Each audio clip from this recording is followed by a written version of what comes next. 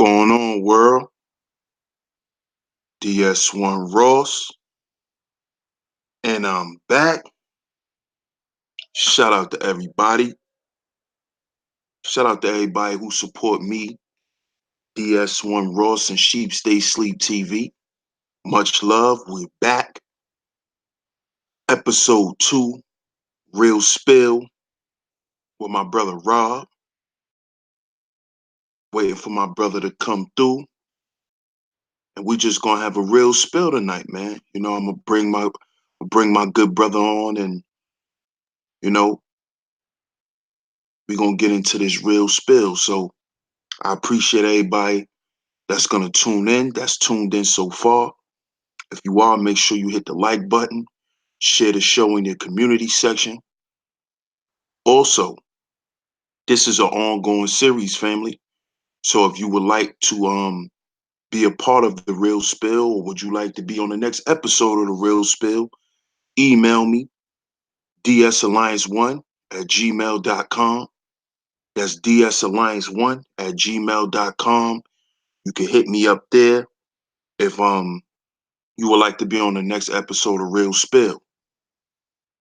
So I appreciate y'all. I'm gonna give y'all a little minute to fall through. I got my brother Rob here.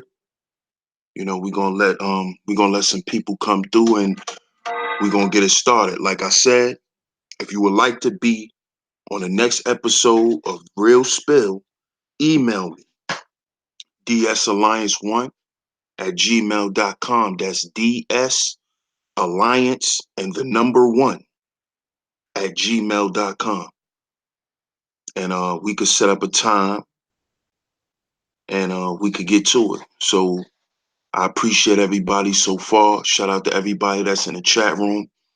I will come to the chat in a minute, but shout out to y'all. This should be dope, y'all. I can't wait for this one. If you haven't yet, check out episode 1 of Real Spill. Episode 1, I had my brother Hash TV on here. Shout out to Hash TV. Y'all go check out that episode 1. Shout out to Canada, everybody out there in Canada, Toronto, Winnipeg, all over, man. I grew up watching wrestling. One of my favorite wrestlers was from Canada, Bret Hart. He's from Winnipeg. The Hart Foundation. They all were Canadians. So y'all go check out that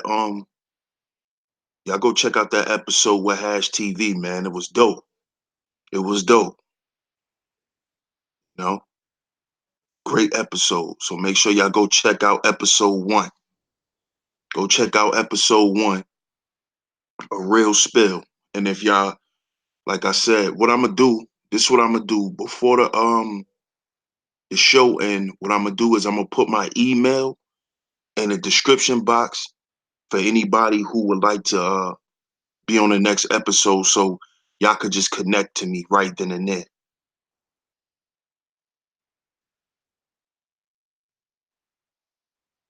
So I appreciate y'all, man. Also, stay tuned. Stay tuned for the health awareness series. It's coming, family. I'm just working on getting everybody on board with coming through and doing the shows. So y'all be patient with me, but that's still coming, y'all. I've been working diligently to get the right people on, because I want it to be presented in a certain way to y'all. I want the information to be right and exact, and I want it to be not only impactful, but I want it to be a little fun too.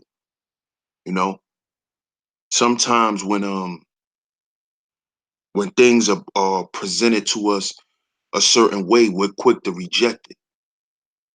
So I want to make sure it's set up in a certain way, so we can have fun, and we can implement these things, man. So far I got 2 powerful brothers coming through, and They're gonna be touching on nutrition, health, men's health rather. Um, man, I'm not even gonna give it all away, but y'all just stay tuned. It's coming real soon. So shout out to my brother Rob, man. What's going on, big bro?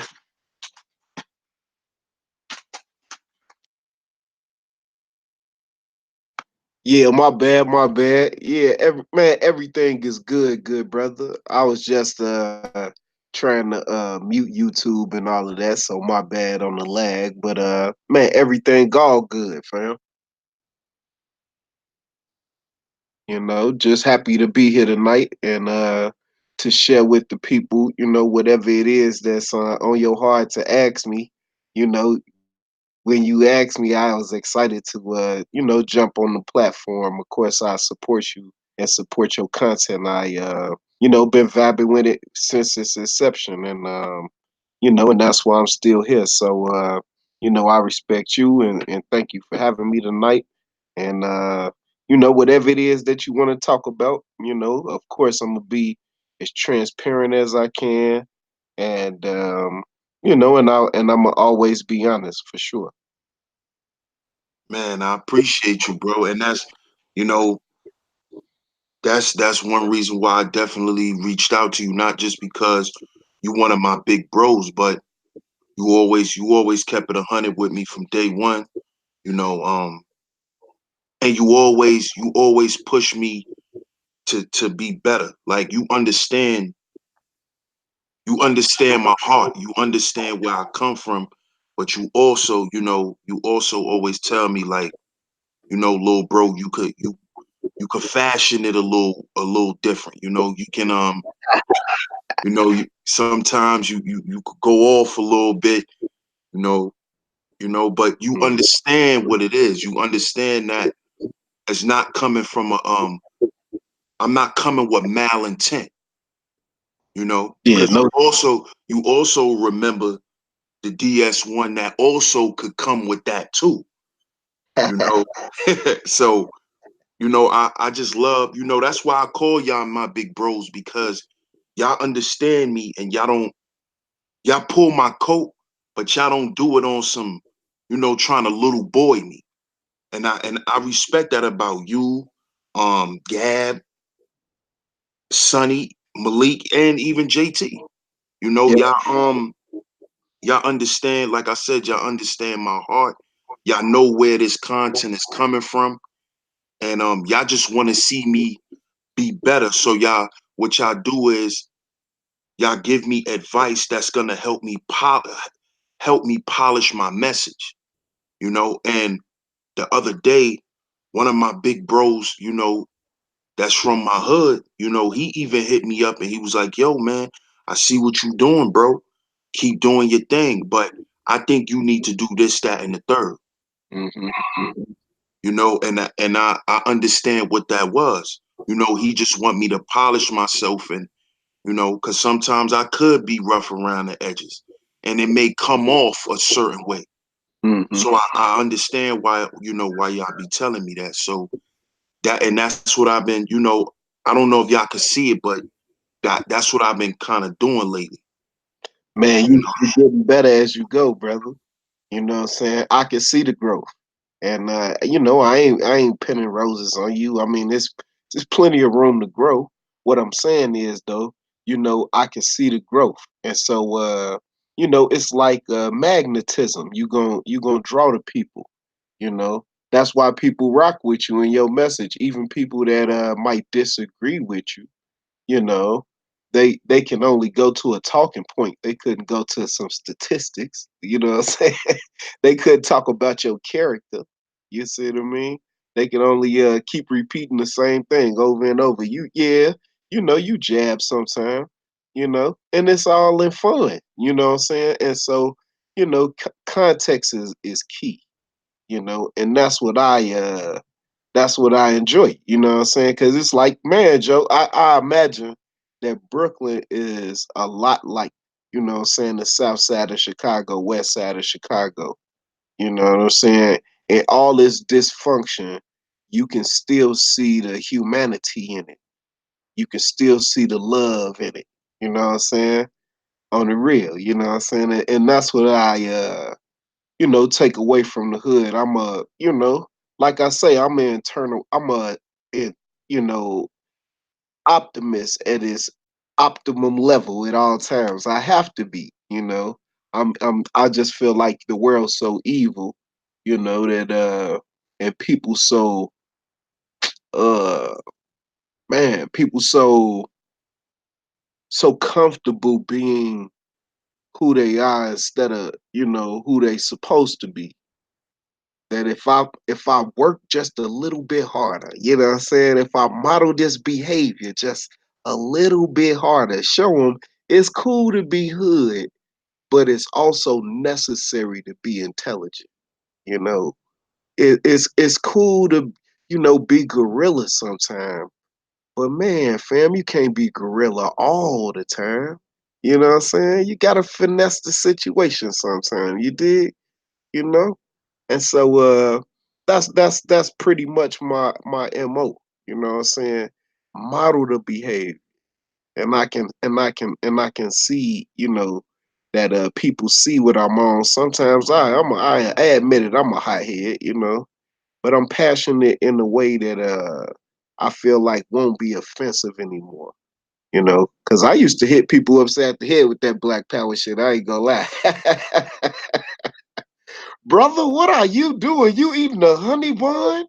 Brother, don't you know this swine on Are you mad, Joe?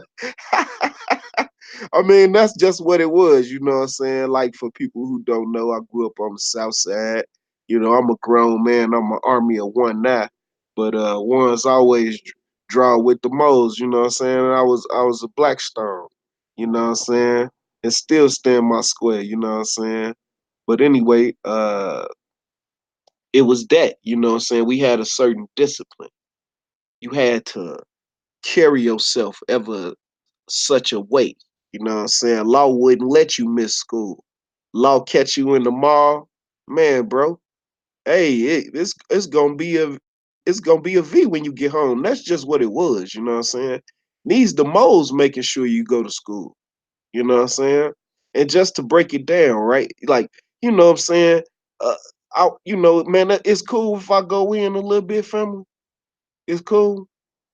You know what I'm saying? I mean, this Bro, go yeah. ahead, bro. It's real Uh, spill. Spill it okay, out. okay. So real spill, right? People think that this gang banging shit like that's a choice. Like them niggas just want to gang bang and shoot at each other and everything. Let me tell you how I got recruited or start chilling with the Moes. Let me tell you, right? So I went to school on 83rd and Damon, and I had to walk home. I lived on 77th and Sealy, you know what I'm saying? Ill Street, what we call it, right? And every time I came at a basketball practice, me, my guy Rovon, Jamil, a couple of other guys that live, what I'm saying, north of the school that had to, lived on the other side of the nine. Man, they go the folks every day after school, nigga, chasing us after basketball practice. So one day, what I'm saying, we come running through Dawes Park. The Mo's like, man, what y'all running from? You know what I'm saying? Because we look back, we see the niggas ain't chasing us no more. You know what I'm saying? We look back, and this is at a time when we was fighting, knuckle up, you dig? So the Mo's like, yeah, the GD's chasing y'all, huh? Yeah, hey, little man, don't worry about it. Y'all good. You know what I'm saying? Y'all niggas just keep going to school. I see y'all doing y'all thing. I was a little hooper. You know what I'm saying? They like, man, y'all, we see y'all doing y'all thing. Y'all keep doing y'all thing. Y'all ain't gotta worry about it no more. You know what I'm saying? So we like, okay, bet. We was just happy we ain't have to run no more. Right? Man, Joe. Next day, come out of practice. Just like every day, we peek to see where them niggas at. Niggas ain't nowhere around, Joe. Nowhere around. You feel me? So, they didn't say, all right, because we did you this favor, now you Black P Stone. It wasn't like that. You know what I'm saying? But that was the power move you did to a 11-year old. I'm like, shit. You know what I'm saying? So Yeah. they start taking me to parties with them, introducing me to, legs everywhere. You feel me? I mean, it was I'm with the moles. What you mean? Man, I felt untouchable. You did. And, saying so, of course, you know, I can't say everything. Let me think how I can say this. Uh, I just kept on being around. You dig? And then I started getting some lessons, you see. And before you Hmm. know it, you know what I'm saying? I'm full fledged. And because you full fledged, that's a family now. You a family now. That's what it is. We called each other family. You know what I'm saying? And before you know it, everybody shortened it up to fam. I promise you that came from 079 Block, Joe. I don't remember nobody. I don't remember nobody else saying family before us. But anyway, yeah, that's what it was. And I mean, what got me off count, right? This what got me to say, man, I want to drop my flag. You know what I'm saying? Shh. Rest in peace to my man Trigger. You know what I'm saying? Real name was Arthur, right? The man was on security one night. He got a 6 shooter. The folks got, two automatic. You know what I'm saying? Rest is, they ran up on him, you know what I'm saying? Murked him, right? Man, I mean that shit, man, it still hurt. Anyway, uh we at his mama crib after the funeral. And we all sitting down there, heads low as hell, felt, man, whole world had changed, right? So his mama come down there. She ain't cried at the funeral or nothing. And she come in the basement, she just pacing, just pacing. You know what I'm saying? Got a beer, smash the beer, grab another one, smash another one.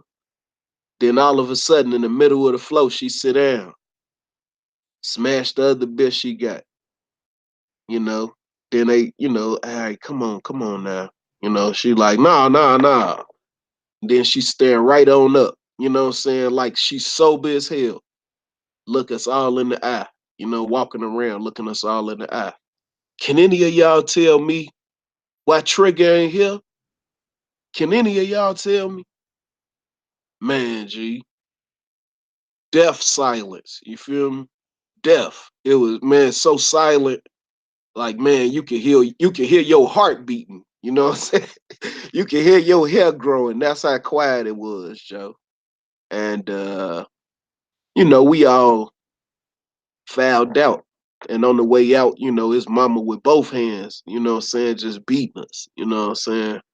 And man, G, stayed in the crib for like shit 2 weeks. I don't even think the only thing I came out of my room to do is eat and shower. You know what I'm saying? And man, made me add it up. It ain't worth it. Revenge. It was on my mind. We knew who did it, but of course he got little, got out of town. And I mean, what you gonna do? Take it out on everybody else? You know what I'm saying? And that's when I understood revenge don't exist. It don't exist. Mm. Cause no matter what I did, I couldn't bring them back. Hurt, man. It Man. hurt.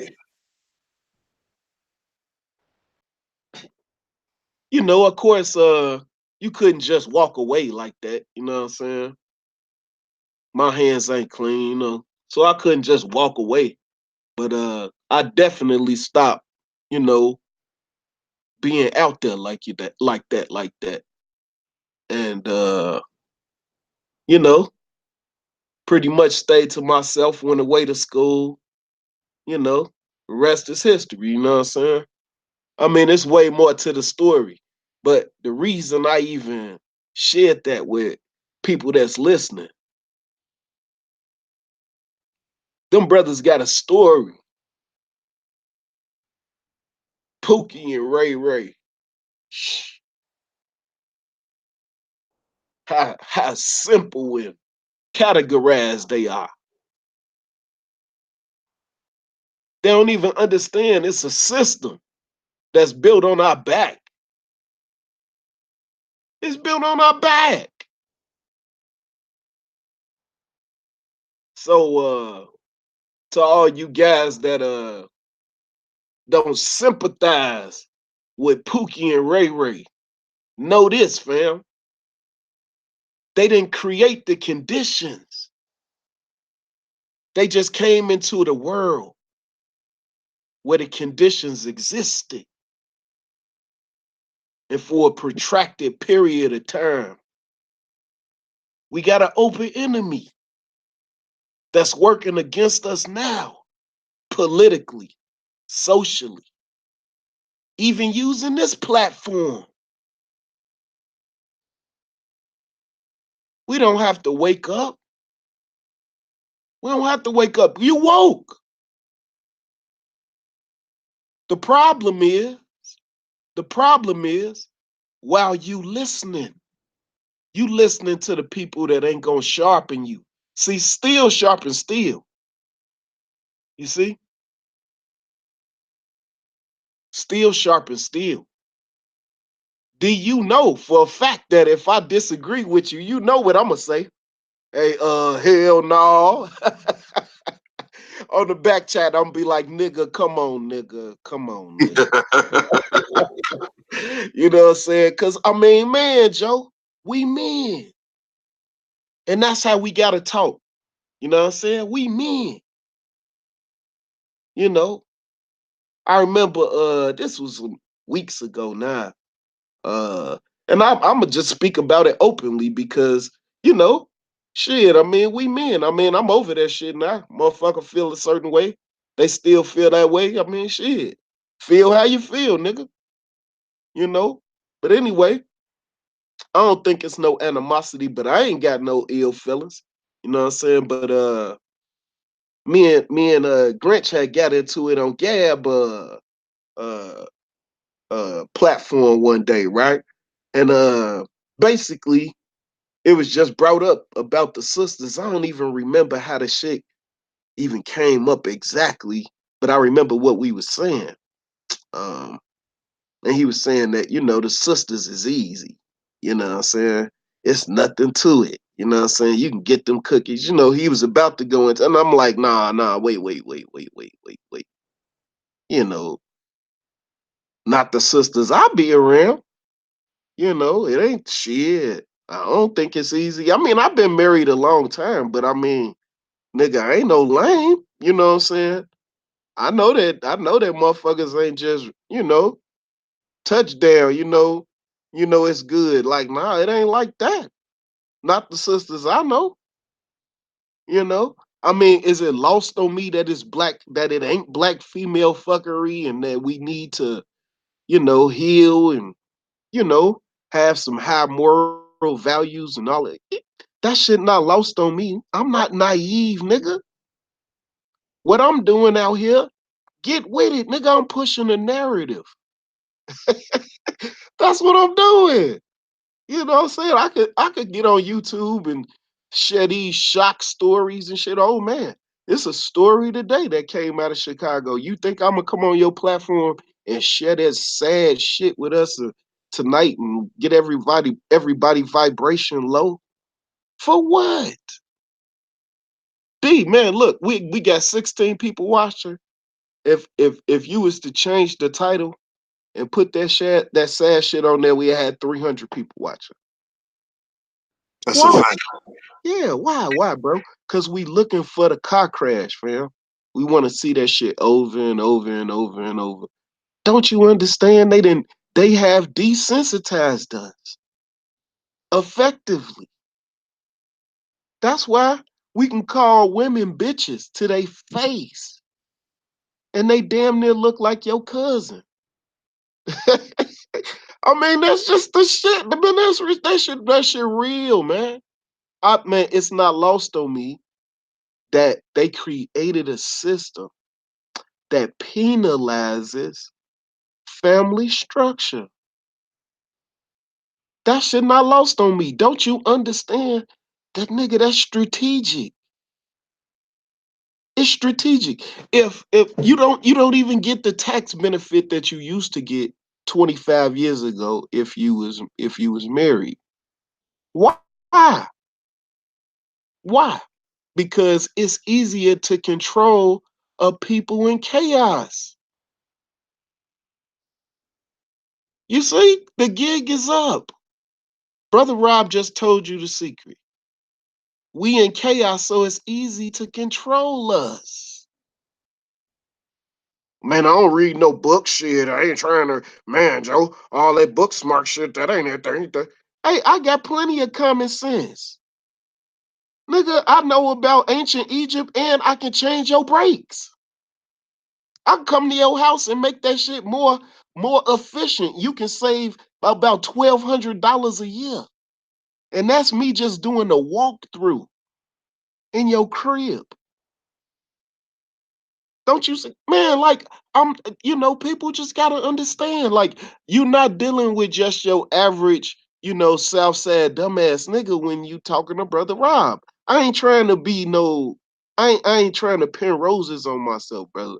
If I'm sounding that way, you know what I'm saying. Please, brother. Man, talk your shit, bro.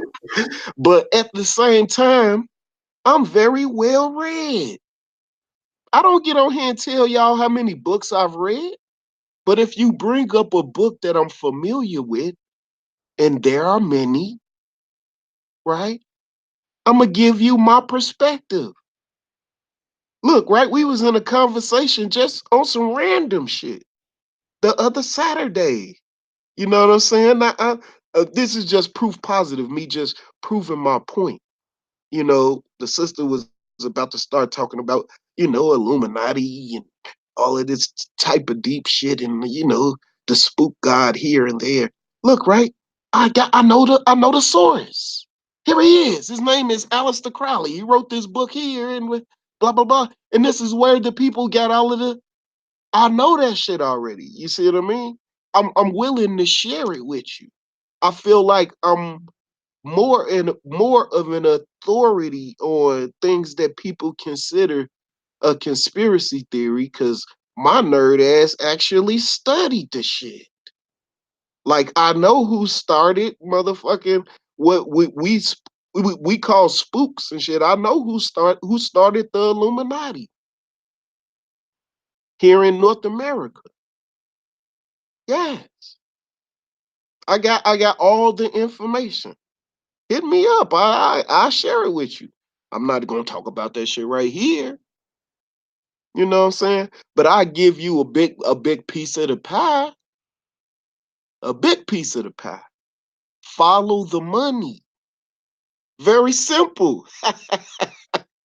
Follow who's going to benefit if they go to war. Who's going to benefit the most? When you figure that out, those it's going to be the same people over and over and over again. That is the Illuminati. If you think it exists, you know what I'm saying? That's who it is. The people who got the money. That's who got it. And that's who control the narrative.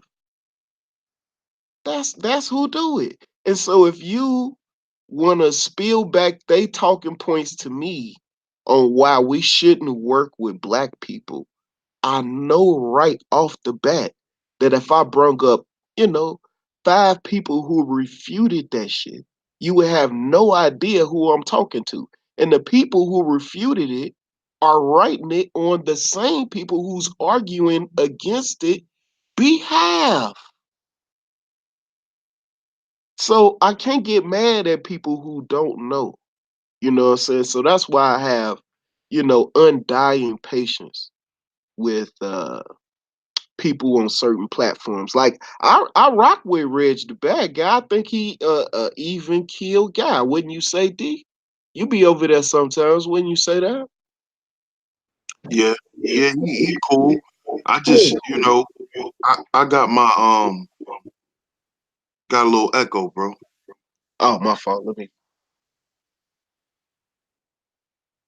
Yeah, I got my own little gripes with dudes, but I'm glad you brought that up.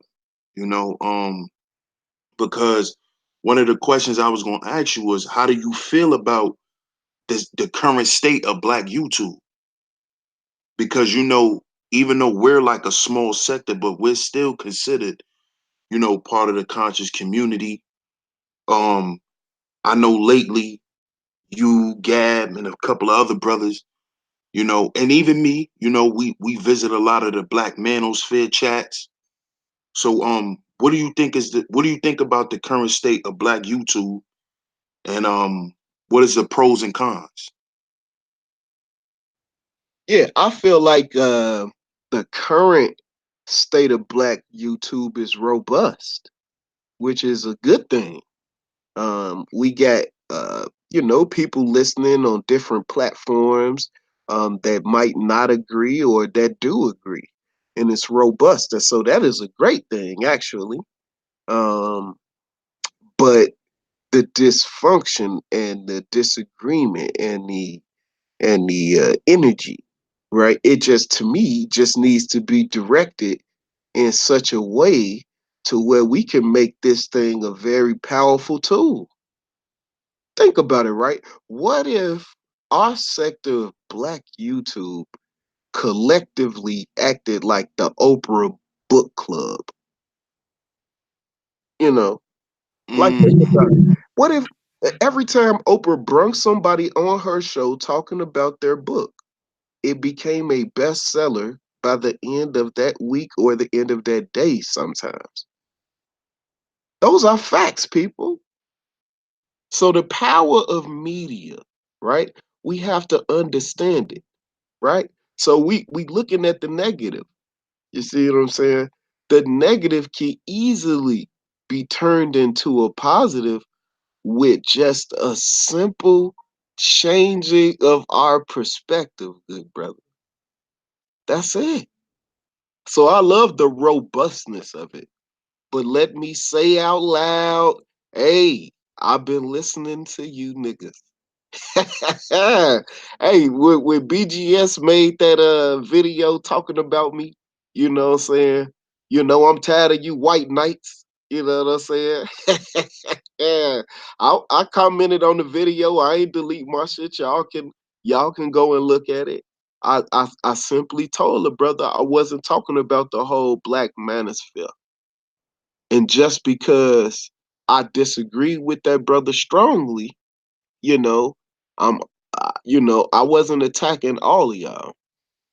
Maybe you got a simple, you know, idea or perspective that I haven't heard yet. So let me fall back and I'm gonna be listening. And that's exactly what I've been doing. I've been listening, and they conversations are very similar to what we having. The only difference is, right? The only difference is, um, they have very extreme views when it comes to solutions. And me, D man, I'm a practical man, and so because of that, I feel like I need to continue to listen, right? But at the same time though, extreme claims calls for extreme proof. Just because you believe that weird shit don't mean that shit true. Just because you believe all Black women ain't shit, including your mama, cause she a Black woman. I can see your avatar, nigga. right? Including your auntie, nigga. I'ma completely disagree with your ass forever. I might concede your point. I might concede your point, but I still don't believe that your point of view should be shared in the public ear on fucking YouTube to where here's a black man disparaging a black woman, even if you think that shit is real. You still shouldn't be saying that shit out loud. You know what I'm saying? That is because it works against the greater good. So I'm working on a PowerPoint. You know, I love my PowerPoints. I'm working on a PowerPoint right now on the need for pro-blackness, on the need for unity. Look, right? It's a recent story. I think it happened maybe 2 years ago. A young man, he walking through Macy's, a security guard. He walking through Macy's. A security guard see he got a shirt on that literally they got on the rack because he had bought it a couple of weeks ago. The security guard made this young man take the shirt off, go home and get the goddamn receipt, come back and show that he actually bought the shirt and then he got his shirt back. Now, if you can tell me, right, that if that was your son, you know what I'm saying? That we don't have a problem collectively as black people in this country. It is something that is missing in your psyche that I feel like, I'm never gonna reach, you know? So the Bible, I'm not a Bible thumper or anything. I'm just referencing the Bible. You know what I'm saying? I'm not a Christian or anything like that. I want to make sure I'm saying that out loud. Right? But the Bible refers to it as a retrobate mind, a retrobate mind, you know, a stone, a hard, a ground of sand. You can't grow nothing there, you can't build nothing there, you know. So you can continue to have your talking points, but understand I'm going to continue to disagree. And all your childish little barbs that you be putting in the chat, I don't give a fuck, nigga. You're a simp. Yeah, I'm a simp. I seriously doubt, though, if we would ever have a conversation, real live in person, not on no tough guy shit, that a motherfucker would be calling you names, and you sitting across a table from them. Come on, man. That's just not realistic. You know what I mean? It ain't realistic. I either get up and leave or it would be a fight. You know what I'm saying? I mean, that's just what it is. You know what I'm saying? I mean, and so that's how I talk on YouTube. Like, man, what you hearing is just me live in person. You know what I'm saying? I talk just like this. You know what I'm saying? Ain't no show or none of that. You know? I feel like I just be talking, man. But go ahead, ask me some I questions. feel, Give me I up. feel, you know. I, now I got you. I'm gonna just respond to what you were saying. I agree.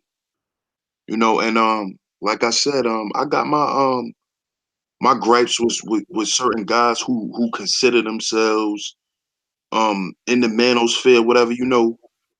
I don't know if you remember, but me and Obsidian had a conversation on Gab's show, and Yeah, I was pretty much getting into what he likes to talk about, and basically at the end of our discourse, he basically admitted that a lot of shit he say is entertainment. So you know, that's how I look at a lot of shit. But my overall perspective on the Black Manosphere, and I did a stream about it. I think it represents brotherhood. It because in essence, that's what I believe it was created for. A black male space for content creators, for business owners, and I think that's a good thing. You know, that's a good thing. I don't actually, that's really one of the first places I really saw on YouTube that was exclusively for black men, you know, and I respect that and I salute that. I don't care about agreeing all the time or even disagreeing. It's all about to me it's all about what it means at the end of the day to us. Because when you're interacting with people, you always gonna agree and disagree. Some guys you might have a fallout argument with, some guys you may even scrap. That's just what it is. But the nature of the black manosphere, I think it represents brotherhood at the end of the day. And I think it's for black men. It's something for us.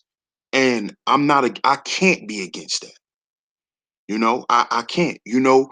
And when I speak on that, I'm voiding black women because I feel like too many times we allow women in our spaces. And I don't think that's always healthy for us because that for some guys, they lose focus when women are around. Women could be a distraction to a lot of men. You know, a fat ass could stop a fat ass could stop a great build. You, you know? So I think that that's a good thing. Overall, I think that's a good thing. Whether I agree with people, whether I disagree or whatever, I think that's what it represents.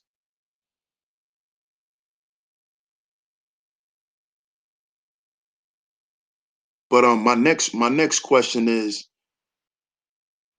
what do you think plagues Chicago's youth? You know, if anybody don't know, my brother is an educator in Chicago. He's a dean at a school, an all black school. You know, it's ran by black people. You know, so tell me, what do you think really plagues Chicago youth? Is it education? Is it the gangs? Or is it poverty? What do you think? Man, it's all of those things. Um, there's a it's a collection of problems that kind of collected together and made like a, if I'm using an analogy, like a tornado, you know what I'm saying, like a hurricane in the black community, you know.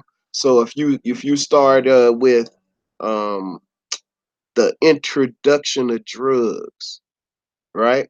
People living in the projects, but boom, here's the introduction of drugs. And so those drugs create a culture, right? And then you add on unemployment, right? And so now the drug game rolling, right? What do that bring? That bring crime, you know what I'm saying? Murder, you know, over disagreements, over whatever, you know what I'm saying? Access to guns, right? All of those things together. Lack of education. Lack of education creates lack of opportunity. Lack of opportunity creates desperation. And desperation creates a plethora of things that, you know, I could go on and on about, right? Health concerns, because stress to the body, we all know what that do, right? Then you add on diet, family structure, all of those things together, right, represents a huge problem that we have to chip away at. The solution, one more time, we got everything we need. The solution, right, is just us having the humbleness when we go to the table and the willingness to do your part, right? So I got this thing. I'm quoting from the Brookings Institute. It's a reputable institute. It's been around for at least 100 some odd years. right? Among 20 to 24-year-olds, the Chicago area's employment rate is 47% for blacks, the lowest among the big cities. So that statement alone should tell you something. If less than 50% of blacks, not just black men, blacks in Chicago are unemployed, right? Then what about the black men? Do you see?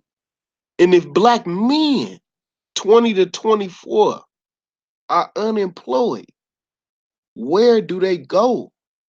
They go to that culture that was created in the 70s, in late 60s, 70s, by that meeting that our ancestor, the Dr. Chancellor Williams, talked about. Look, man, that's what happened. Them brothers go to that culture. So we talking 2019. This was a program, a system that they invented and it worked. Those are the facts, people. Who are they? I'm talking about Italians. They decided to alone put it in black communities. And then who arrest these black brothers? These Polish men who are on the police force who created a union 20 years before, 120 years before drugs was introduced into the black community in Chicago. Oh, don't blame it on the white man. Come on, man. Come on, man. Right? The other part, right? And I got a video, I break all of it down, right? So boom, they got these projects. BF Skinner did a study on it. One of his teaching agents, one of his not teacher agents, teacher's assistants did a presentation to the mayors of the United States of America and told them about the projects. And if you notice, all of the projects popped up all at the same goddamn time. So it was a plan. B.F. Skinner, teacher's assistant, told him, I can't remember his name, told him that if you build these projects, although it will be cost effective and a way to control population and things of this nature, you can isolate the people. But understand you're gonna have to have these programs and boom, boom, boom, because these people are going to destroy them. And what did the mayors do? They built them motherfuckers anyway for the Great Migration. Understand it was a plan. They knew that the social conditions was going to be as such to where it was going to, in 20 years, 25, 30 years, create generational poverty. So who do I indict for that? It was a plan. The criminal underground and the political arm of the United States, both at that time ran by powerful white men. That's what they did. And then the Polish, everybody know, Skalinski, they're going to arrest you and then you're going to a jail that's probably owned by some Germans and some. Do you see what I'm saying? So when people start talking about white supremacy and this program and this system, understand that system is ran by some people. And you have to put their face right where it's at. Think about it when you go to any of y'all ever been to traffic court? You ever been to traffic court? Go to traffic court here in Chicago with me. Go to traffic court in Chicago with me. It's not that far from my job. I can ask my boss for a couple of minutes. I'll take you over to traffic court.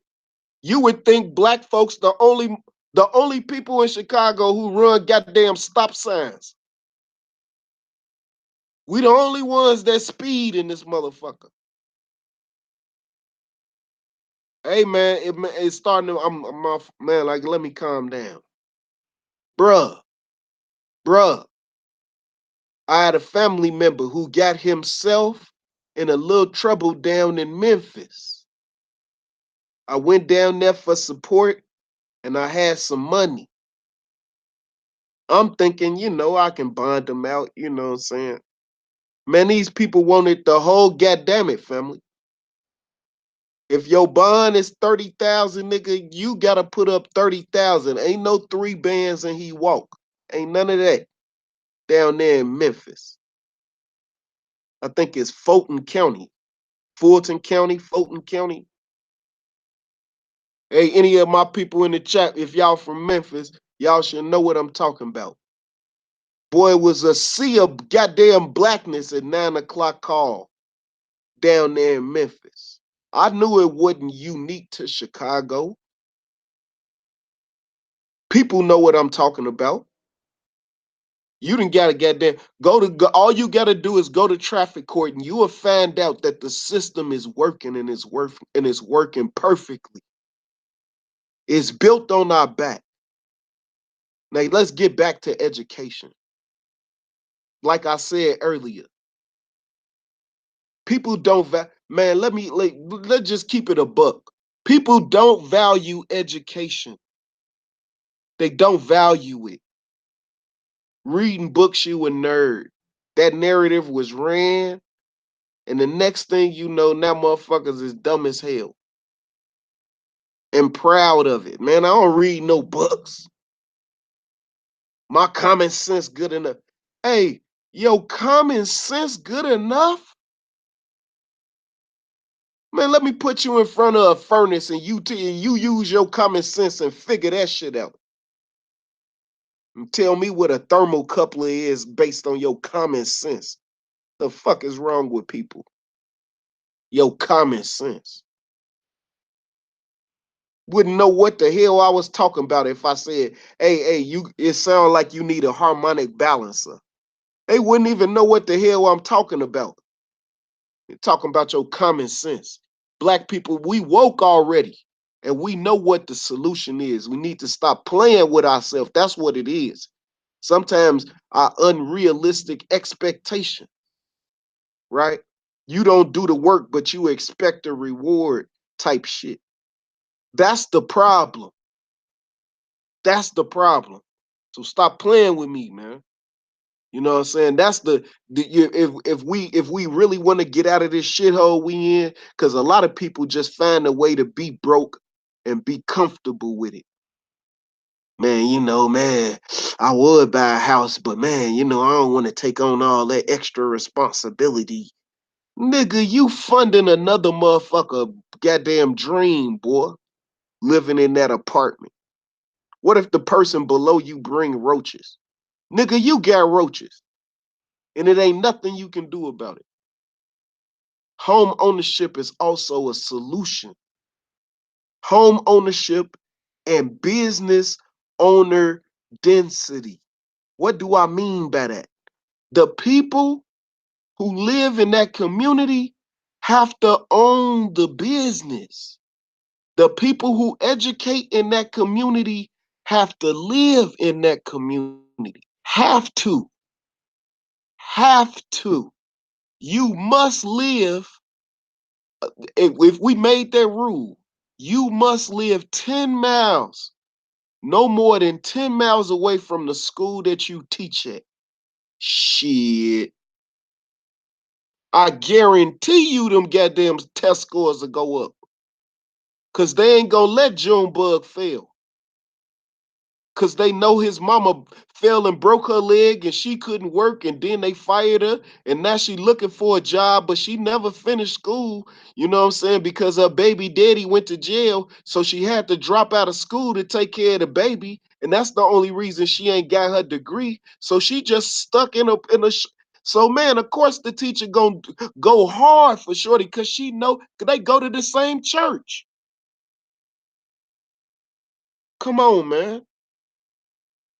We got everything we need except each other. This is the most educated generation of Africans in America in the history of the world. We making more money than we ever made. And at one point in time, our ancestors were slaves. 60 years ago, fam. You couldn't just go to any goddamn restaurant you wanted to. You couldn't just go and take a shit somewhere.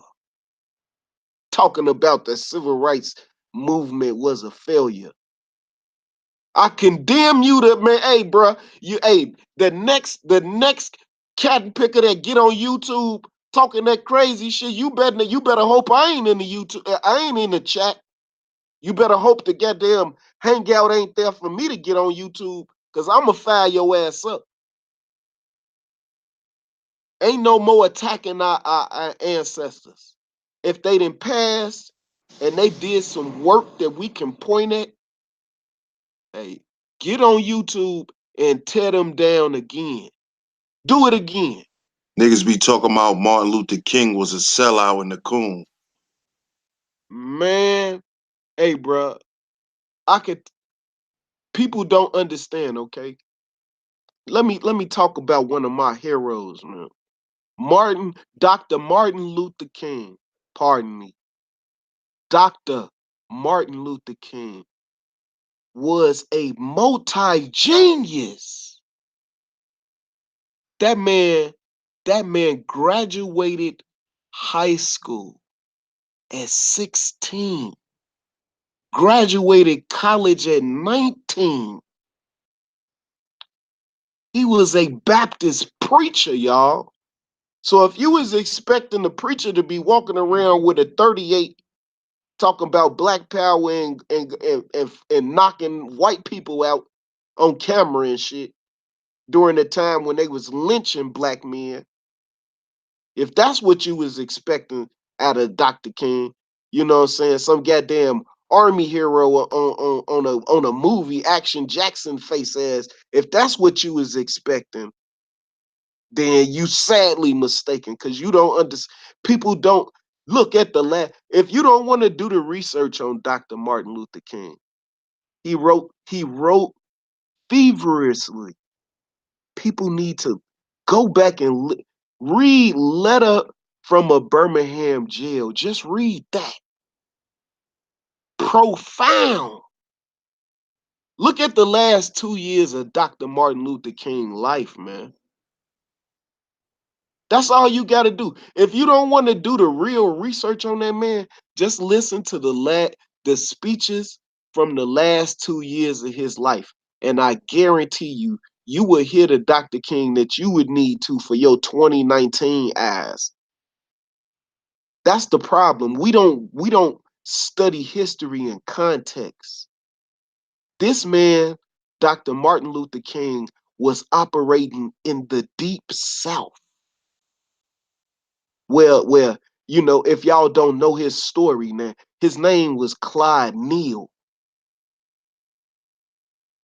They spectacularly lynched this man in the deep South. This is where Dr. King was operating.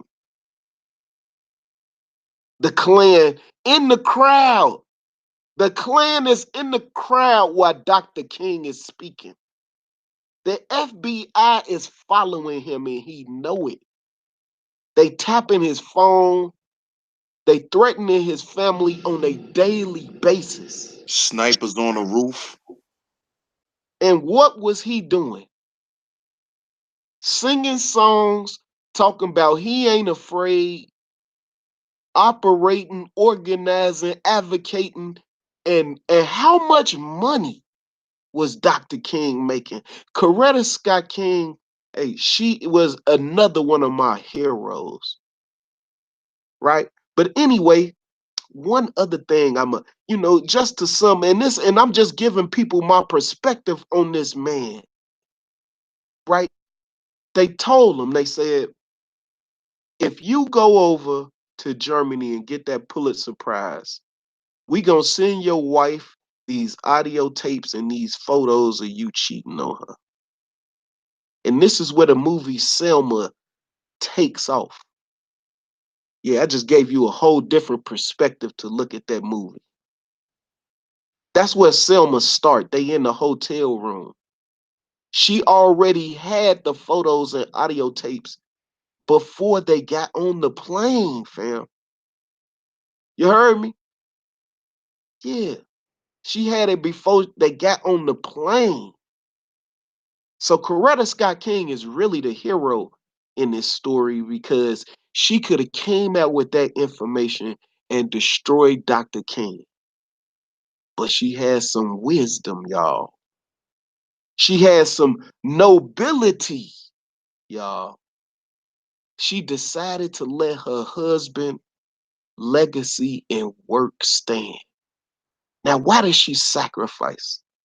Because she knew that he was the leader and the figurehead of the civil rights movement. And had she came out and destroyed him, look at the strength of that sister. And if she had came out and destroyed him, she would have destroyed the whole movement. Huh? Huh? This is the true story of our ancestors. Look at that strength, y'all. Where a strong man is a strong woman. Dr. King out there in the face of death. In the face of death. I can't remember the interview, but he on an airplane. And they like, man, you know what I'm saying?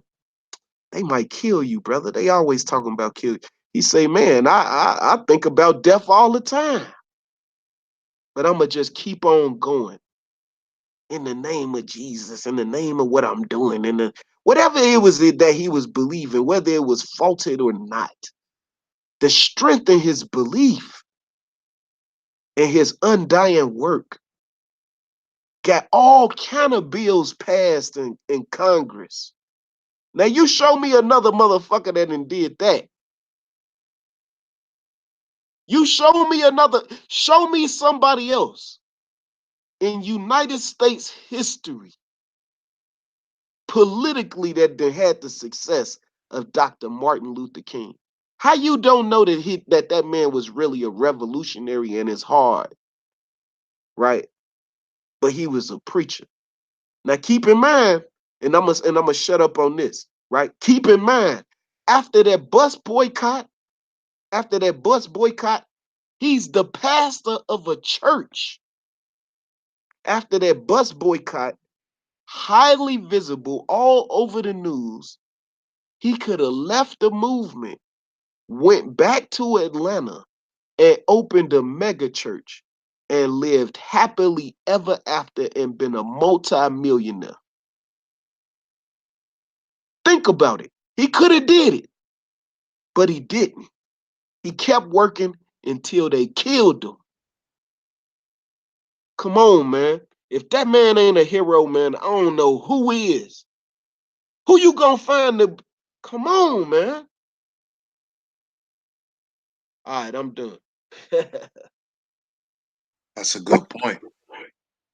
That's a good point because you even hear now, you hearing a lot of people, they tapping out of the black struggle, man, and they grabbing the bag. They grabbing their bags and they running up the road, man. And they don't care.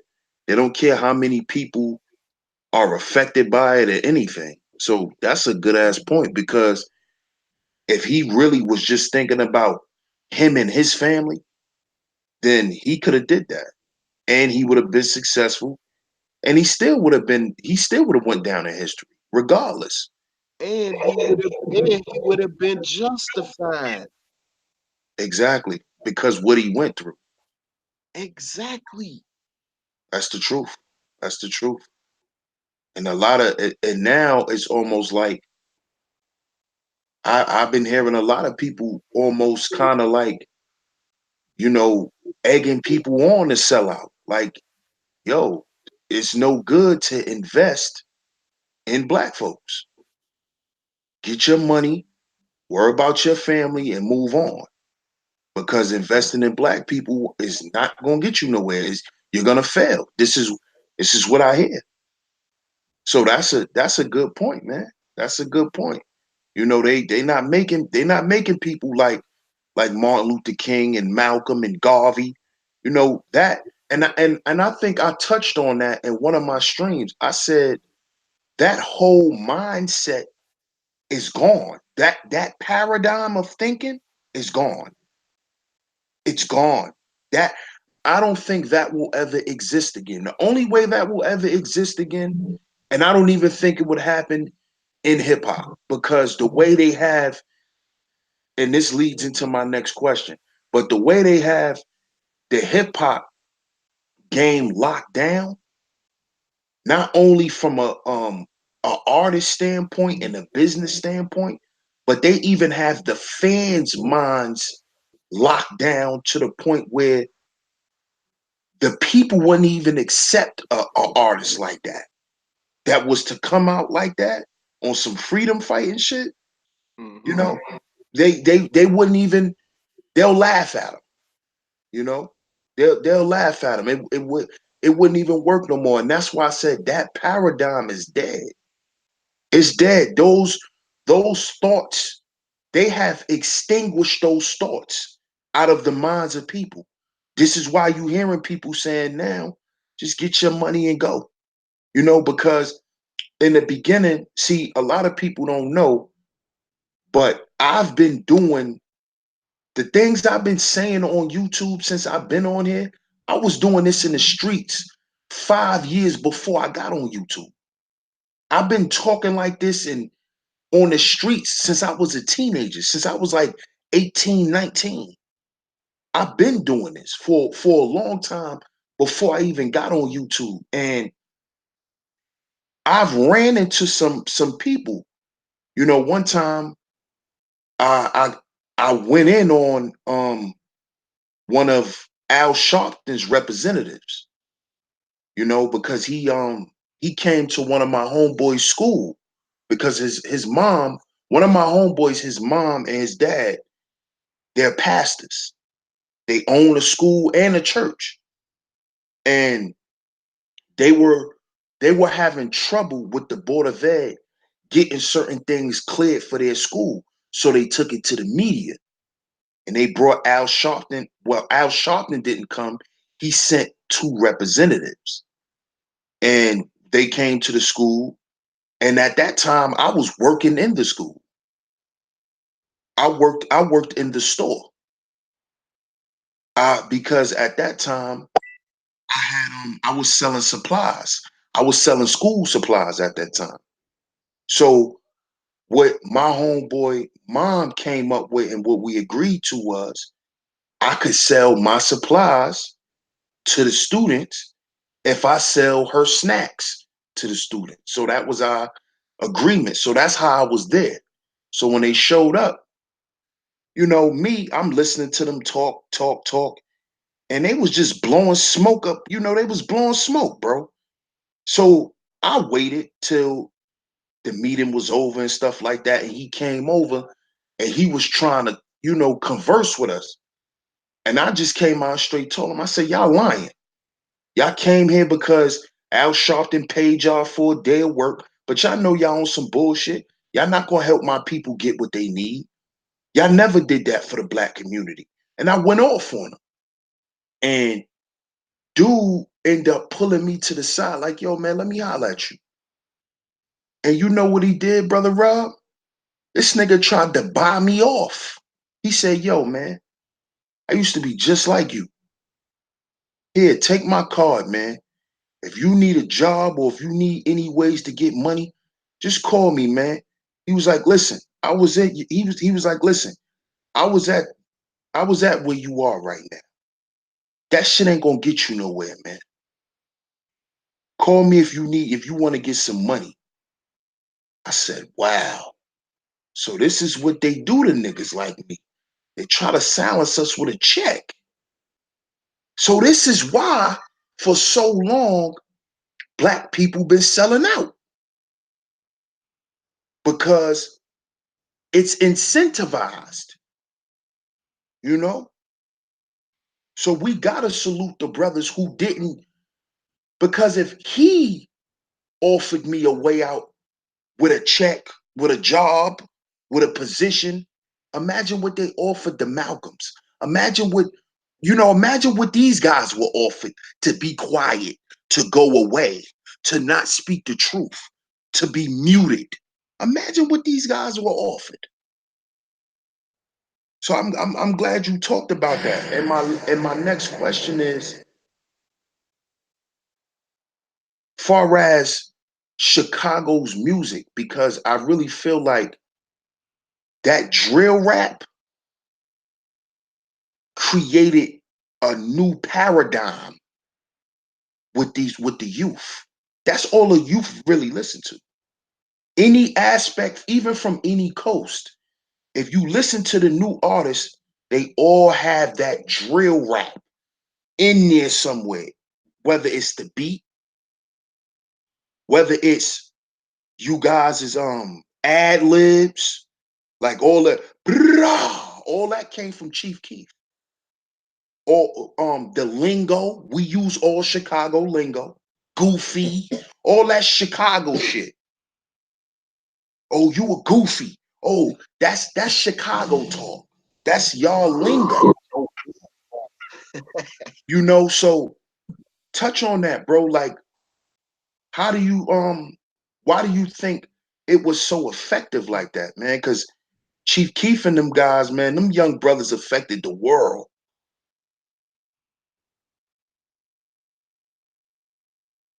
Well, like, when Sosa came out, right? It was kind of like a void, you know what I'm saying? Like it really wasn't a whole lot of like super dope shit out at that time, you know what I'm saying? It kind of got watered down. And they did an excellent job of promoting him. And so what do cats in hip hop do? They follow the shit that's hot. And it kept going and kept growing, because me and you both know that man ain't got real spill. I think he'll even say that. But then the first thing that people gonna say is, but look at my numbers. I'm selling. People like it. It's hot. And then here it go. You're a hater. You see what I'm saying? And so I think it come out of, people legitimizing people like Master P, you know what I'm saying? We all know them albums he was dropping back to back to back. Man, that shit was whack. That's why you don't never hear that shit, at any party that you ever go to. Cause that shit was whack. When the last time you heard that at a party? Never. You're not gonna hear it. Well, like I take that back. If they playing that shit at a party you at, I guarantee you I'm not gonna be there. I know I'm not. I know I'm not because that's not my vibe. You know what I'm saying? That's not my vibe. Uh, uh, uh, I sent something to you on Messenger, man, and that's my guy Profound, man. Look, right? Chicago, we got a thriving underground. Thriving underground. A bunch of neo soul singers, gospel singers, hip hop artists that y'all probably gonna never hear about. That's super dope. You know what I'm saying? I'm telling you. Look, right, the illest freestyler in the history of hip hop, right here from Chicago. His name MC Juice. Is my man Terry. I'm telling you, man. The man beat Supernatural in a battle. He embarrassed Eminem in a battle, bro. The man's super cold, man. I'm telling you. The only person he didn't battle was MF Doom. You know what I'm saying? They never happened. But man, if you want to check out what I'm saying, and I'm cause I know cause I'm an MC, you know what I'm saying? So of course I know, you know what I'm saying? But remember what was his name? He was from Virginia. Um um he won Scribble Jam in '93, I want to say, and then he came back out and he had pretty good metaphors. I ain't gonna even lie. what was his name, dog? He was from Virginia, dog. You know who I'm talking about. Uh anyway, he won Scribble Jam, and when you win Scribble Jam, your album's supposed to come out the next year. He is dead. All right. Then the next year, Juice won. But they had bad experiences with cats from Chicago. You know what I'm saying?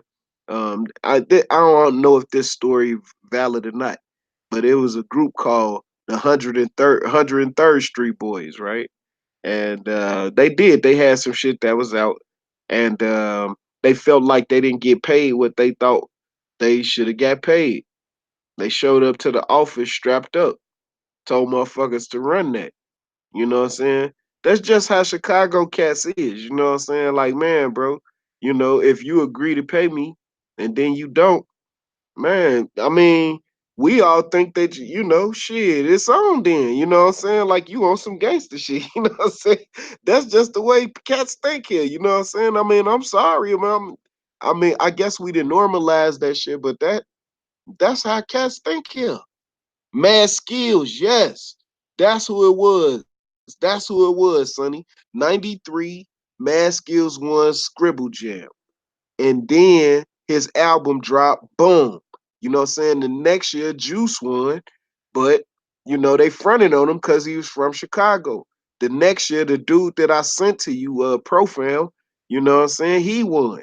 They fronted on him. You know what I'm saying? He recorded the album. That shit was super dope. You know what I'm saying? He performed the whole album as Subterranean. I used to have it on VHS tape. You know what I'm saying? Man, Joe, that shit was super cold. You know what I'm saying? But we got a thriving underground. But that drill rap, it was promoted well. People followed it, you know, and that's why the quality of MCing then went to the point where I don't listen to that shit. That shit whack, y'all. And y'all know it. You know, y'all know it. Rah, rah, rah. Bitch, I'm a baby. You know what I'm saying? Get the fuck out. Oh, y'all know exactly what I'm talking about. The beat is catchy. I'm not fronting on the beat. The beat is catchy.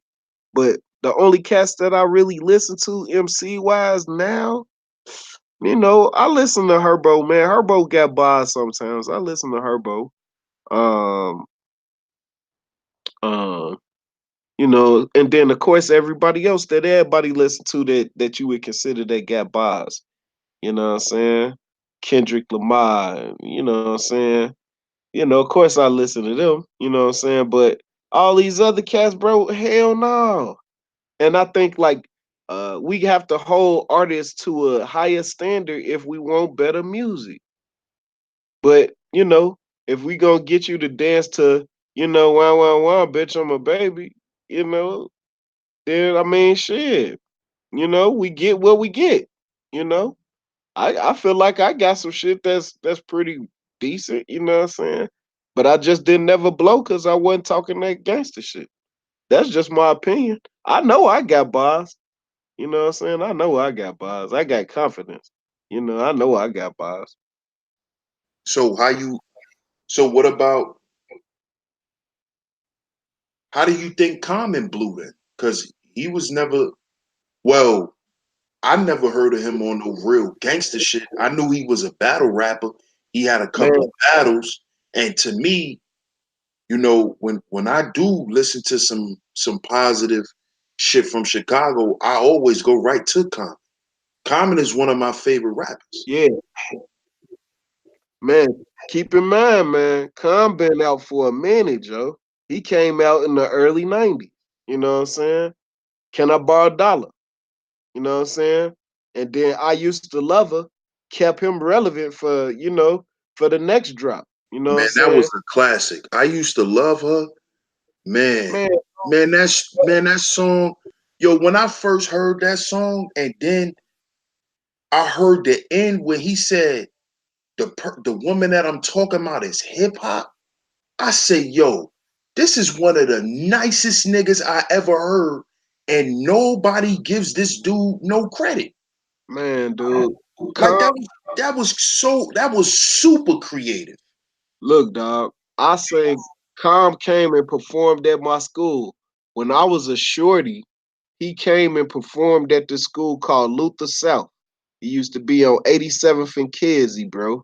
Never forget it. That dude, he made me step my MCing up. You know what I'm saying? And this was when I was a shorty. I used to call myself the Black Prince when I sang Calm. Changed all that. Like, man, hell no. Nah. You know what I'm saying?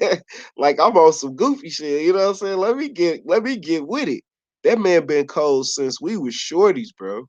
And Calm came out. Can I borrow a dollar? Resurrection. Uh, uh, um, One day it'll all make sense. I was at the House of Blues for the release party.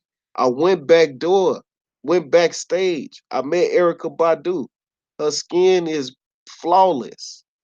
She is beautiful in every sense of the word. You know what I'm saying? Her tone of voice is just, you know. Anyway, man, she's beautiful. Anyway, Calm's super cold. He got a he also do work in the community. Like this real talk, dog. He do work in the community for sure, for sure. It's called the Common Foundation. You know what I'm saying? If you hit the lottery or something on the scratch off, y'all should send that man some bread. You know what I'm saying? On the real. You know what I'm saying? So I got big respect for Calm. You know what I'm saying? The man, dog, like I don't know why I feel like ghetto heaven, man, dog, you know, like chocolate for water, ghetto heaven with D'Angelo. Man, dude, I feel like and Nag Chopper, man, them two songs right there, dude. That man is retarded cold, dog. Retarded, dog. Let's not forget. Let's not forget, big bro, what he did to Ice Cube when he battled him. Oh yes. He cooked him. Oh yeah. Cooked him. Yeah. Yeah. Cooked his I ass. feel like it's for people who don't know, it's called the name of the song is called I See the Bitch in You. Right? And so when Khan made I Used to Love Her, it's a verse where he say she went out to the West Coast and that was cool, but around the same time I went away to school. You know what I'm saying? And out there she kind of lost her luster. Like, yeah, I can't remember exactly what he say, but she kind of lost her luster. And Cube was saying hip hop was always out here. And to a degree it was. King T was out there, you know what I'm saying? And at the time, you know what I'm saying, Too Short was underground and he was out there. So like, you know what I mean? And then Dale the Funky Homo Sapien, I don't know if people remember him. You know, he was from West Coast. Um, you know, Souls of Mischief, they come from somewhere. They didn't just grow out the ground. So of course, you know what I'm saying, the vibe was always there. But it was just the context of the song where he was saying it got big out west. That's all he was saying. And so Cube got mad and come ripped him a new one. You know what I'm saying? That nigga say in the song, I see straight through your glass shield. Make a reference to the movie, you know what I'm saying? That whack ass movie that Cube made called Glass Shield. You know what I'm saying? Talking about how he man, he killed that dude, man. But it's called I See the Bitch in You. But to me, man, like Water for Chocolate to me was his best album. You know, I mean, B is like That's super my clean. favorite album. B. Man, but like Water for Chocolate is my shit, man. That man say searching for love throughout the ghetto. Young girls is thick, righteousness is narrow. I got my third eye on the sparrow. Want my people straight and rock sweet apparel. The mother of my child, we not together.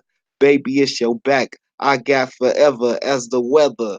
Come on, man. That shit is retarded cold, Joe. That man retarded cold, And dog. you know what's so ill about Common that I love about him? He talks about like you would never think that a dude like him would have trouble with women. He talks about it in his music. Like he talks about it. Like, and that's so dope to me. And people don't understand that Common is far from a sucker. He's from the streets. If I'm not mistaken, ain't he a four corner? Yeah, he a folk. You know what I'm saying? That's crazy. You know what I'm Hmm. saying? I used to draw with some of the moles from where he from. I sold his mama her phone when I used to sell cell phones on 87. On the real, Joe. You know what I'm saying? But man, dude, super cool dude. I done met him a couple of times. Well, this is when my wifey, she used to work at the Hard Rock Hotel. And the lady that run his foundation, and she like his publicist. Um, and she, fake famous. Her name is Juan Teague, and Juan run the Common Foundation for him. And so she was able to get us backstage to meet him a couple of times, man. Super cool, down to earth ass dude, man. You know what I'm saying? And I mean, and the man got super bionic ass bars, dog. Man, people gotta get that man his props, man. I say he in the top 10 to ever do it, Joe. You know what I'm saying? For Man, real. ball wise, man. Ball wise, a lot of dudes. He gave Drake that work. He Yeah. gave Drake that work. Drake Man, tapped out. He gave him that work.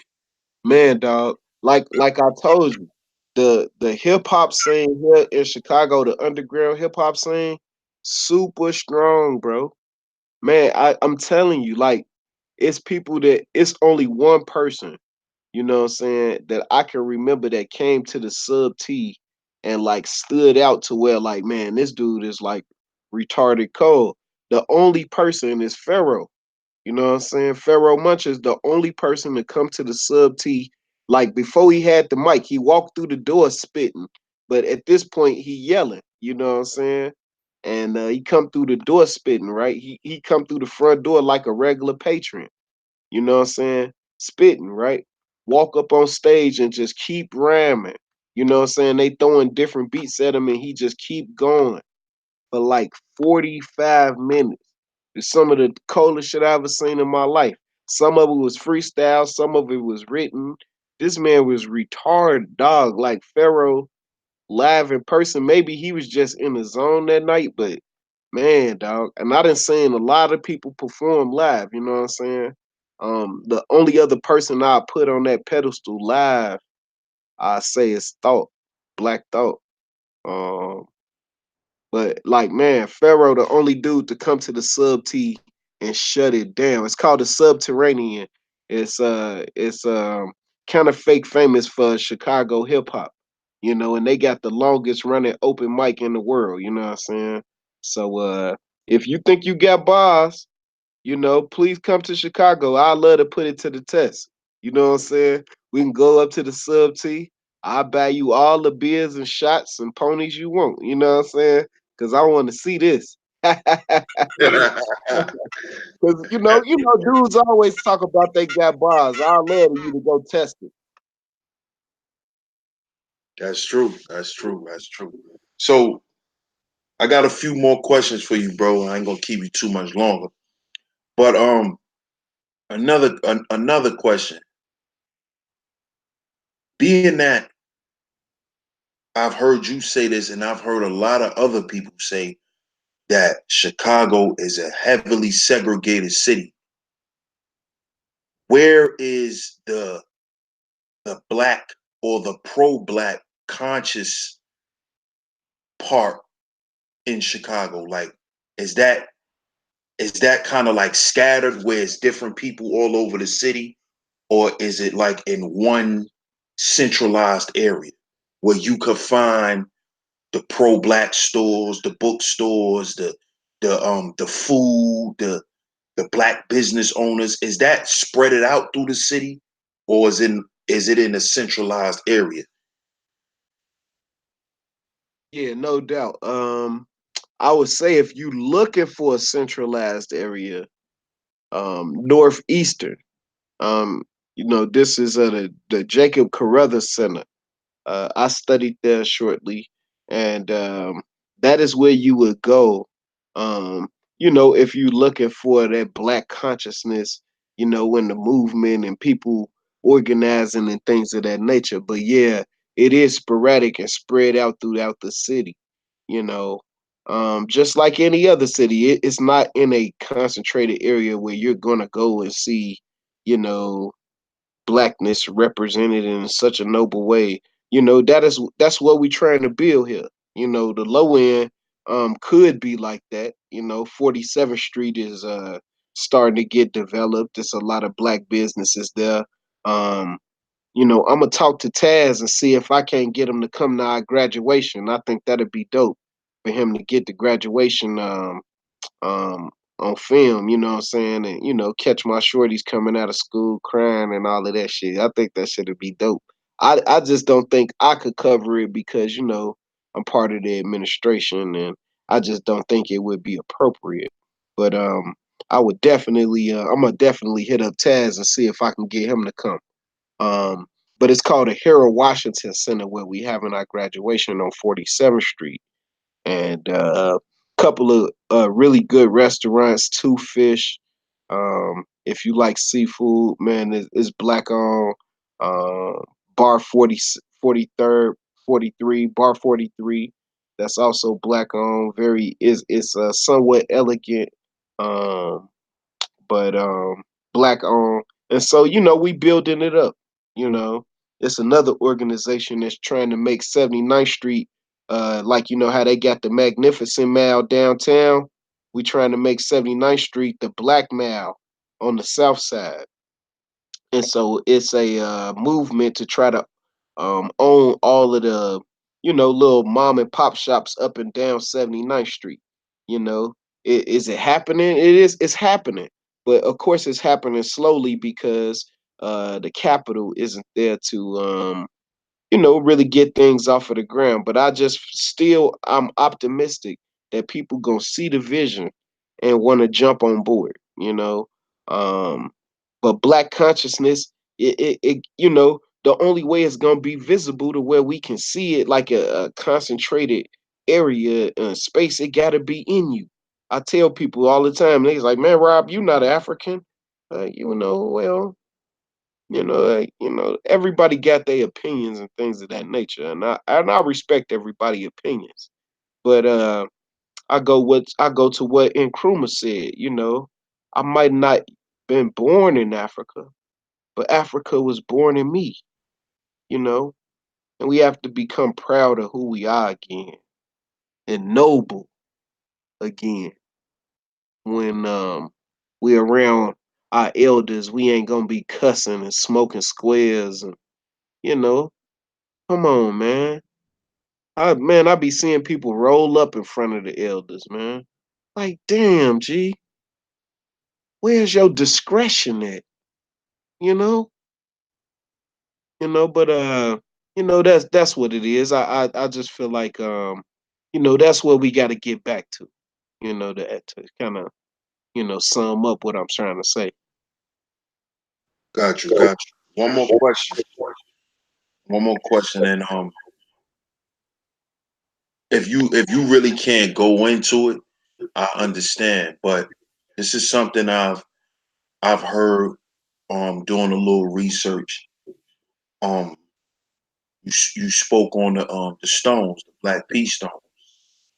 Um, I heard that there's some stones who were converted to moles. You got moles who say you got stones who say they moles, and you got moles who say they're not stones. So, like, what happened there? And can can you touch on it a little bit? Yeah, I mean, this is this should be widely known if you ever do any research on it. I mean, it's information that anybody can go and research. Um, when Chief Malik went to jail, you know, he picked up more science, and that's why a lot of our bylaws, kind of reflect more science. And some of the brothers, they embraced the teaching. Some of the brothers was already in the Nation of Islam and practice Islam. Some of the brothers are still deeply Christian. It's a tradition here. There are many powerful Baptist churches here, and some of those brothers, you know, they still with their family tradition. Um, Chief Mali, of course, he wanted everybody to be moles, but he understood down the line that he couldn't get everybody to embrace the more science. So, he just took to according to him and the other brothers, the other 21, um, what was best. They took the best teachings, saying of the noble Drew Ali, along with I'm sure some of their own thoughts, and came up with our laws and our degrees and our alphabet and things of that nature. And so that's where that come from. But it was no division. Everybody was still BPSN though. Stone running though. You know, so that's what that was. Okay, okay. So where do the El Rukins come in? Who are they? Yeah. So that was the original 21, and all of them embraced the teachings. What I'm saying? So of course a bunch of the guys that was under them directly, what I'm saying? I'm talking about family and people that was directly under they line or whatever. Of course they embraced it, and of course once you embrace something new and you try to bring it out to the hood, you feel me, you're gonna be all on fire for it. You know what I'm saying? Just like when somebody newly baptized. And so at some parts of it of the city, they made it to where it wasn't no choice. You had to be a mole, you had to embrace, more science in order to be a stone. That's where, we start having fractions and stuff like that. Over money, over territory, you know. People went to jail, made names for themselves off of favors they did for other people, and I can't, go into detail on that, but that's how the other factions came to be, you know, maniac stones and, you know, ribs and all of that kind of stuff. But all the time, what I'm saying, if one's really drawing, they're gonna be PSN. That's what they're gonna be. Right, right, right. I get it. I understand because I noticed that happened with all the organizations though. It happened with the GDs too. When Larry put the kite out there that told the streets, we not gangster disciples no more. It's growth and development. A lot of a lot of people wasn't with that shit. Mm-hmm. A lot of people don't know. Um, Behind the Crips, Raymond Washington, he had a political agenda for the Crips. That's why Crips stand for Community Revolution and Progress, because it was what it was originally put there for. The backstory behind these guys were never really talked about, you know. And even with the Damus, even with the Bloods, brotherly love overriding oppression and destruction. That's not gangster. It's nothing gangster about none of that stuff. That's family. That's Right. that's that's community. That's us building who we are as a people. That's really our culture. We're not naturally violent people. We're not naturally gangsters. That shit is all made up and twisted by the media. And I need people to understand that shit, man. Yeah, like that's what I was trying to my fault. That's what I was trying to go into earlier when I was talking about how I became a stone and why I became a stone. It was organic. You know, it wasn't like they recruited me and you know, and you either gonna be a stone or nothing. It wasn't like that. You know what I'm saying? It wasn't like that at all. They showed love to me just because I was Wendy little brother. You know what I'm saying? Oh, that's little buddy them that stay on Sealy. Oh yeah, for sure. You know what I'm saying? That's what it was. And then after we got on count, Man, like I said, it was family, G. Look, look, if you ain't going to school, man, they'll bust you up, fam. Straight up. If you failing at school, you get in trouble at school, you ain't starting on the basketball team. Nah, Mo, you gotta, man, get off that team. You ain't gonna be coming off no bench. You know what I'm saying? Yo, man, you off the team. You know what I'm saying? Real talk, dog. They expected for you to do good. Period. You know what I'm saying? Straight up, if you couldn't go to service because your mama tripping, it wasn't like you was gonna get violated. You know what I'm saying? Of course niggas would talk about you. You know what I'm saying? But like, you know what I'm saying? It wasn't like you wasn't part of the mob no more because you couldn't go to service. Niggas just understood. It wasn't like you was gonna be able to go sleep with their ass. You know what I'm saying? So some niggas mamas work nights so they could go to service.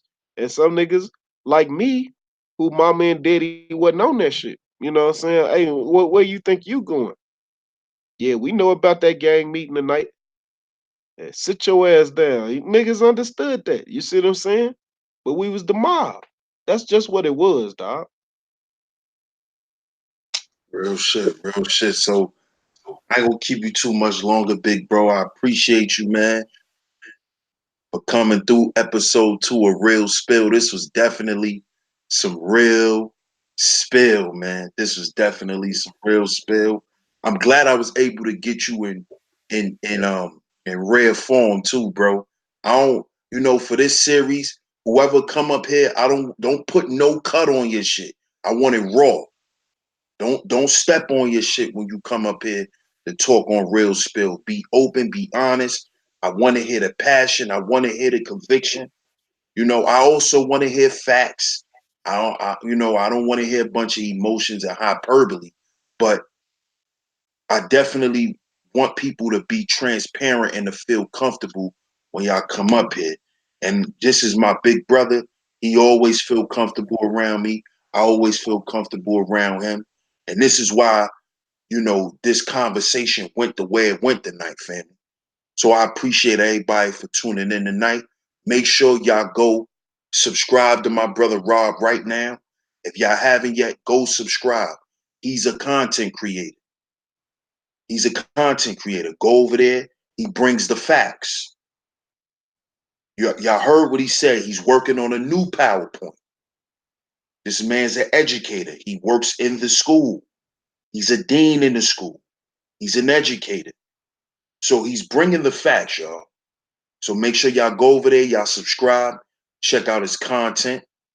I appreciate everybody for tuning in tonight. Much love to everybody. Shout out to everybody. Y'all have a good night.